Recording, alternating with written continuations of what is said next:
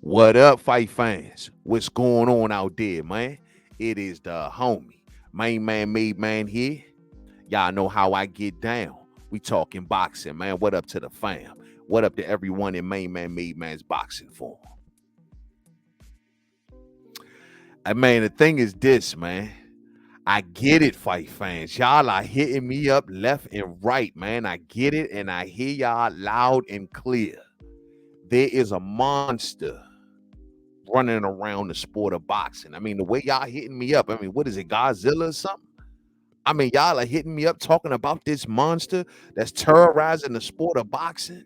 I take a deeper look and I say, oh, they must be talking about Naoya Inoue, the man who just recently dominated Stephen Fulton, moving up to 122 pounds, getting the job done, taking two titles off of Stephen Fulton, the undefeated champion, the number one fighter of the class, and doing it in dominant fashion, fight fans. Carrying his speed and power to a higher weight class. Got his fans running around here talking about number one pound for pound. You know what I'm saying? Got his fan base turned up. And congratulations to Monstor Inoue, man. I picked Stephen Fulton to win this fight, though I will admit I was leaning Monstor Inoue for most of the time, you know what I mean? But I thought that Stephen Fulton maybe couldn't get around the fact that he's been on the couch for so long and wanting to move up to 126. And I figured he was eating right and getting himself together, and then maybe his fitness had hold up. Turns out I was wrong. And I learned a lot about Monstor Inoue. He has arrived, fight fans. Beautiful, beautiful performance on stopping Stephen Fulton in the 8th round. And most importantly, fight fans, the thing that comes for this fight for Monstor Inoue, he gets to walk around with a beautiful tag on him now. And that is the tag of being proven. It's a beautiful tag. A lot of fighters want it. Trust and believe. No one at this point can question the resume of Monstor Inoue. If you didn't appreciate what he did in the World Boxing Super Series, if you say Nonito Donaire was too old, if you say Paul Butler, who? If you didn't believe in this undisputed run, well, guess what, champs? You can't say nothing right now because Stephen Fulton was clearly proving himself, and Monstor Inoue first fight moving up, wiping him out, speaks volumes. Simple and Simon. So the man is now a proven elite, cannot be questioned at this point. Inoue's fan base should be very happy at this point because now that's the only criticism that's been on the table about this dude. And with this question being answered, it definitely puts him in the category, or he's definitely damn good. The question is he damn special? And people are saying that as well. Congratulations to Monstor Inoue. According to Stephen Fulton, I caught a glimpse of the post-fight press conference, fight fans. I listened to a little bit of Stephen Fulton, and he did not take no moments in that press conference to cause no sort of protest. He took his defeat. He took his loss. He didn't make no excuses. And he walked out of there with his head held high. And like I said, didn't speak about nothing sinister, nothing about no hand wraps, none of that stuff. You know what I'm saying? Took his loss and kept it pushing. But most importantly, man, he spoke, it seemed like, highly of the skills of Monstor Inoue. Now, a lot of y'all told me in this morning's live stream that, yo, man, I don't think it was just so much about the power that beat Stephen Fulton, but the skills of Monstor Inoue. And clearly, Stephen Fulton is speaking in that same fashion also. According to Stephen Fulton in the post-fight press conference, he says, and I quote, "He hits how I expected. It was me. It was all me." End quote. As you can see, taking it on the chin right there, not making no excuses, saying that Monstor Inoue hits exactly how I expected.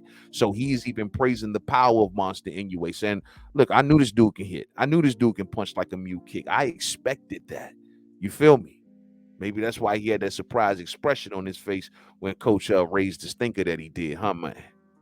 But he says he expected it, and he's not making no excuses. According to Stephen Fulton, when he got knocked down in the 8th round, which came from a left hand that looked like it went to the body, a straight left hand to the body or a jab to the body, which came back with a overhand right upstairs, which came so fast that, according to Stephen Fulton, he didn't even see it coming. He says that it wasn't so much the power, but the timing of his shot. I'm going to stop right there. When you speaking about the timing of a fighter's shot, especially if they time you with a shot that you don't see, then you are speaking to the skill of that fighter. You're telling me that he used a skill level to get you out of there because he clicked. The combination was fast. It was a quick like 1-2, one downstairs, one upstairs. That one upstairs got Stephen Fulton's attention, hurt him, knocked him down, and so on and so forth. But it was the timing of it, according to Stephen Fulton. And that's a beautiful thing, to time a shot that your opponent does not see. According to Stephen Fulton, he went on to say, he hit me with the right hand that I didn't see. Man, that's nasty right there. So clearly, Monstor Inoue showing he's a skillful fighter, man. He's a skillful fighter. He was very patient in the fight, very poised, picked his shots wisely, hit the body, stayed consistent to the body, and pretty much won every category of that particular fight, including on the punch stats, fight fans. On the punch stats, if you look at it here, down at the bottom, Monstor Inoue outlanded Stephen Fulton 114-47. And outthrowing him by just a little bit, 379-223. So clearly outlanding him by a much better percentage. So he won in pretty total punches landed, won in that category. When you look at the power shots, won in that category, landing 70-24. Yeah, definitely won in that category. Not to mention kept Stephen Fulton's power shots to a low, only throwing a total of 71. That's crazy. That is crazy.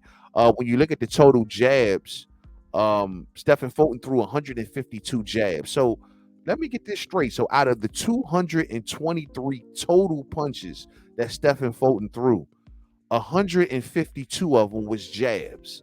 Man, talk about wasn't sitting on nothing, fight fans. That's crazy. And out of the 71 remaining power shots there were, only 24 of those landed, with 4 of them being to the body. That's crazy. So Monstor Inoue landed 114 shots, 44 of them being jabs, 70 of them being power shots. Now that sounds a little better, you know what I mean? And those 70 power shots were the thing that was getting Stephen Fulton's attention all throughout of that fight. Very interesting, man. Also, when you look at the jabs, how it breaks down round by round, man. Look at those first 4 rounds for Stephen Fulton, man. I mean, I take it back. The first 3 rounds. Go to the first 3 rounds. He landed a total of 4 jabs through the first 3 rounds, as opposed to Monstor Inoue in the first 3 rounds, landing a total of 20 jabs. 20 landed jabs to 4. And if you look at it, Stephen Fulton 1 for 12, 1 for 18 in the opening rounds. That was Stephen Fulton, in my opinion, fighting at a far too far of a distance and was real tentative with that jab early on. Like he just didn't want to contend with the power of Monstor Inoue in those early rounds. Those are the rounds that I thought that Stephen Fulton would have been dancing in, letting Monstor Inoue eat up the real estate, moving and grooving. But Stephen Fulton was not moving, not nearly as fluid as he normally does. Clearly, he knew in his mind he was not going to be able to sustain it. And I do believe that him being on the couch for 13, I ain't going to say on the couch, but not fighting for 13 months prior to this fight, that may have had a factor or two to play into it, which was one of my leading factors in deciding and predicting this fight. But I do believe that it played a part. He wasn't moving as fluid as we've normally seen him in the past. Clearly, his punch output wasn't at a high level like that. Getting not only outlanded, but clearly outthrown through 8 rounds. And it's just, I don't know, man. I think that honestly, the weight cut and being a little rusty played a minor factor in him losing in that fight. But I will say, bro, I'm not taking nothing away from Monstor Inoue. Still, all in all, a beautiful performance. And Stephen Fulton was unified and coming off 2 back-to-back wins. So there's no excuses. But damn, man, in those early rounds in the jab department for Stephen Fulton, damn, 4 landed out of the first 3 rounds. Also, like I said, in every round, with the exception of the 7th, he got outlanded in. Every round, with the exception of the 7th, he got out jabbed in, and every round, with the exception of the 7th, power shots outlanded also. You know what I mean? So, all in all, he pretty much lost every punch category here, man. It shows a dominating fight for the most part for Monstor Inoue, mainly with those power shots. Also, last but not least, 21 shots landed to the body for Monstor Inoue over Stephen Fulton's only 7. Those 21 shots hurt Stephen Fulton, and I'm sure took a little bit more wind out of his sails also. But all in all, man, dominating performance from Monstor Inoue. Clearly, Monstor Inoue is going to move on and try to continue to be undisputed at a second weight class. He's going to go and try to pick up those last 2 remaining belts, and I would expect nothing short and nothing otherwise. I'm expecting for Monstor even to possibly get the victory. I'll be leaning for Monstor to go for getting all of those belts at 122 pounds. I don't think nobody's going to stop him. As for Stephen Fulton, go up there and fight Brandon Figueroa, cuz.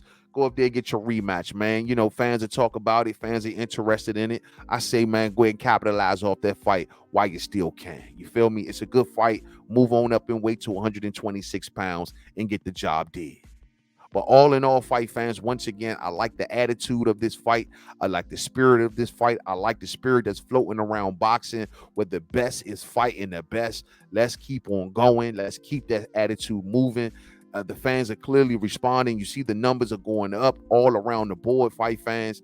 This is where boxing fans and sports fans in general would respond, when you get the best fighting the best. I love it. Beautiful fight leading us into Crawford and Spence. Can't wait for that to go down this weekend. Once again, anybody that's looking to make pound for pound implications with this, do yourself a favor and wait about a few days. And then let's sit down and have that discussion the right way. Till then, you're just looking thirsty and desperate, in my opinion. Thumbs up on the way out if you didn't hit it on the way in. Share. Rock the bells. Congratulations to the monster, man. Proven elite. Welcome, bro. Top 5, top 3 pound for pound fighter currently. The question is, and we'll have the discussion, will he make it all the way to number 1 after Crawford and Spence? To the next video, fight fans. Peace out.